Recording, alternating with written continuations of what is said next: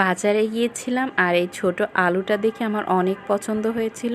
ভাবলাম একটু সুন্দর একটা রেসিপি করে ফেলি এই আলুটা দিয়ে। এই ছোট রেসিপিটা আপনাদের সাথে শেয়ার করব। হ্যালো এভরিওয়ান, আসসালামু আলাইকুম, welcome to my night blog. কেমন আছেন সবাই? আলহামদুলিল্লাহ আমিও ভালো আছি। রোজা সবার কেমন কাটছে কমেন্ট করবেন। তো আমার তো মোটামুটি ভালোই লাগছে, কারণ এবার বেশি একটা গরম লাগছে না। আমি প্রথমে ফ্রাই প্যানটা বসিয়ে দিয়েছি, আমার সে এগ ফ্রাই প্যানটা, আর ছোট ছোট 4-5টা ডিম করে নিব, কারণ আলুটা আমি এই ডিমটা দিয়ে রান্না করব।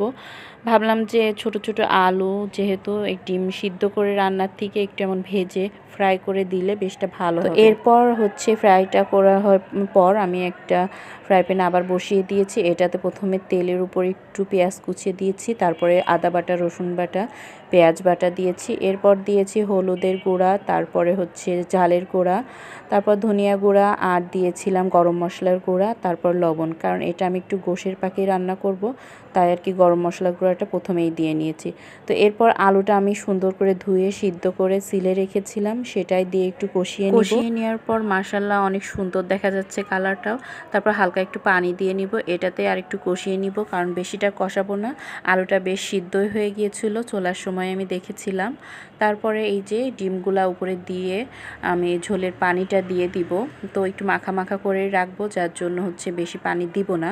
তো এরপর আমি একটু সুন্দর করে নাড়াচাড়া করে একটু অল্প পরিমাণ পানিটা ঢেলে দিব, কারণ হচ্ছে একটু মাখা মাখা থাকলে খেতেও বেশ টেস্ট লাগবে। আর রোজার সময় আমরা এমনিতেই তরকারি একটু কমই খেয়ে থাকি সবাই। এরপর ঢাকনা দিয়ে ঢেকে আরও কিছুক্ষণ অল্প জালে রান্না করে নেব।